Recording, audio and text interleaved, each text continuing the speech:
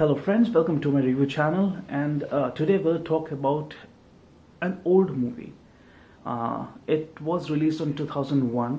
The name of the movie is Others.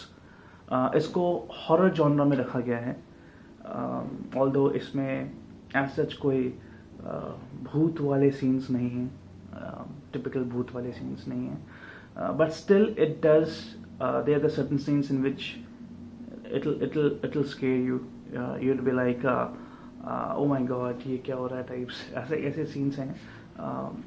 So in my opinion there's a difference between fear and horror. So not those jump scares, ऐसा कुछ नहीं है, but हाँ एक तरह का ज़रूर हॉरर कैटेगरी में आता है false scares, not jump scares, false scares. Jump scares में क्या होता है, जैसे आप चल रहे हो, अचानक से दरवाज़ा खुला, वहाँ से भूत आया, एंड अगर आप पलटे तो कुछ और चीज़ मूव हो गई, लाइक यू अचानक से वो चीज़ें होती हैं. सो अचानक से होने वाली चीज़ें जंप स्केयर्स कहलाती हैं. I guess that's more like a shock treatment. मैं इनको हॉरर जॉनर में इंक्लूड नहीं करता, बट ठीक है, देयर आर लोग who get entertained for jump scares, fine. मैं यहाँ पे एक टर्म यूज़ करूँगा, false scares. False scares others में काफ़ी बार यूज़ हुआ है. What is false scares? Example, you expect certain scary thing to happen and वो नहीं होती, but you feel that oh my god, यहाँ पे अभी कुछ होगा, अभी कुछ होगा, अभी कोई हॉरर सीन आएगा, अभी कुछ एक हॉरर एलिमेंट आएगा, और वो नहीं होता. एकदम से आपका एक वो राइज हो रहा होता है कि अभी कुछ होगा, अभी कुछ होगा, एंड एकदम से ड्रॉप हो जाता है कि ये तो कुछ और था. That's false scare. False scare is not bad, false scare is good. जब वो बिल्डअप हो रहा होता है तो वो अच्छा लगता है. सो यहाँ पे फॉल्स स्केयर्स बहुत बार यूज हुआ है अदर्स में. So like I said, others is an old movie, 2001 में रिलीज हुई थी. इनके साथ रिलीज हुई थी I know what did it last summer, and I guess Incredibles also. But then now I am revisiting this movie. It's on Netflix, you can watch it to.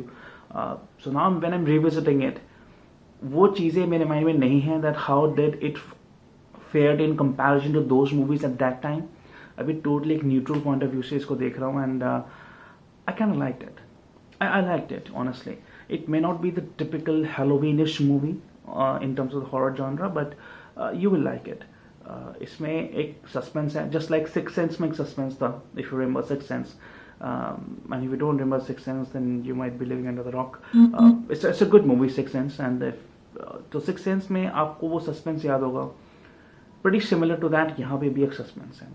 Obviously, I can't talk about because it's a non-spoiler, but do watch it. It's a good thing. Now, what is the Others all about?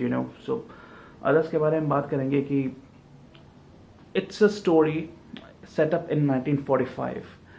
अगर आपको अपनी history lesson याद होगी, तो 1945 was time जब World War II खत्म हुआ था, और एक और तरह की पैंडमिक काफ़ी स्प्रेड आउट हो रखी थी, ट्यूबरक्लोसिस, टीबी.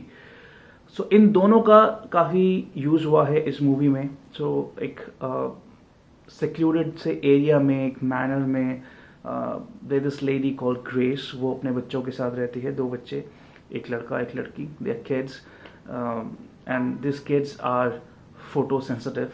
फोटो सेंसिटिव का मतलब है कि उन्हें रोशनी से दिक्कत है. वो लाइट में, सनलाइट में नहीं जा सकता, सनलाइट उनको छू नहीं सकती, बिकॉज अगर ऐसा हुआ so they will be in grave danger. I guess allergy, rashes, skin burn, ये सब चीज़ें होने लग जाती हैं. So that is photo sensitiveness, and ये फोटो सेंसिटिवनेस की बीमारी इन दोनों बच्चों की है, ग्रेस के 2 बच्चों की हैं. Grace has been played by Nicole Kidman, and like I said 2001 की मूवी है, so Nicole Kidman is quite young in this case. ये उस टाइम की बात है जब she was the wife of Tom Cruise. In fact, Tom Cruise ने ये movie produce भी करा है, trivia. Now, coming back to the movie, how she's protected about her kids. Grace is protected about her kids. तो वो पूरे घर को कर्टन से ढक देती है, ब्लैक थिक कर्टन से, जिससे कि रोशनी बिल्कुल भी ना आ पाए घर में.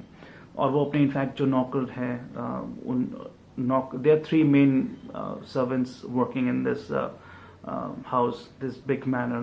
तो उन तीनों सर्वेंट्स को, स्टाफ को क्लियरली उन्होंने बोल रखा है कि यहाँ के सारे दरवाजे बंद ही रहेंगे, अगर खोलने की ज़रूरत पड़ेगी so you will not open the door unless the previous door is closed. So it is kind of very strange and odd rules हैं because of the photo sensitiveness of the kids. जैसे कि light बिल्कुल भी ना आए घर में, electricity भी कुछ खास यूज़ नहीं हुई है. इनफैक्ट पूरे मूवी में कैंडल से ही इन्होंने पूरी दिखाया है कि मतलब लाइट नहीं है. Grace is also shown as a devout Christian, काफ़ी रिलीजियस हैं, तो अपने बच्चों को भी रिलीजियस लेसन्स देती हैं घर पे ही, क्योंकि बच्चों को फोटो सेंसिटिवनेस है, बीमारी है, सो वो बाहर नहीं आ सकते, तो उनकी पढ़ाई लिखाई सब घर पे ही होती है. This is like an overall quick background of what the movie is. Grace के जो हस्बैंड है, he is a war soldier और वो अभी तक लौटे नहीं हैं, so they are speculation that would he return, would he not return. And Grace constantly spends her life a day waiting for her husband, taking care of the kids and taking care of the house. So यही होता रहता है. इसके बाद चीज़ें धीरे धीरे unravel होती हैं, आवाज़ें सुनाई देती हैं घर पे, चीज़ें हिलने लगती है, and you start seeing things, इस तरह की चीज़ें होती हैं. So all in all it's a good movie, specially because of the suspense part जो लास्ट में रिवील होता है.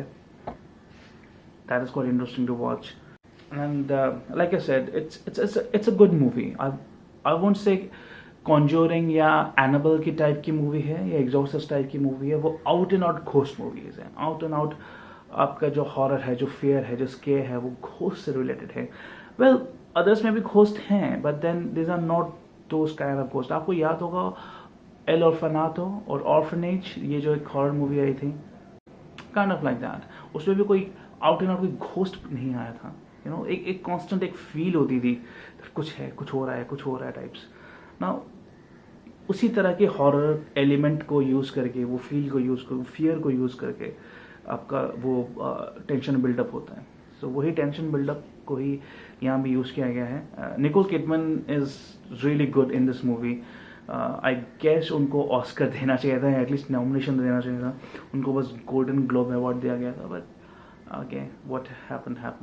In my opinion, this is Nicole Kidman's one of the greatest performance, and this is a good movie in terms of the horror genre, intelligent horror genre, without jump scares, without any stupid ghostly faces, good usage of BGM and good direction. Do watch it. Let me know आपको ये movie कैसी लगी. The others 2001 में release हुई थी. So it's more like a revisit of an old movie. ये Netflix में अभी अवेलेबल है. Do give a watch and let me know कि आपको और कौन सी मूवीज़ की रिव्यू चाहिए और कौन सी सीरीज़ की रिव्यू चाहिए. And how did you like this movie? Drop in the comments below and share it with me.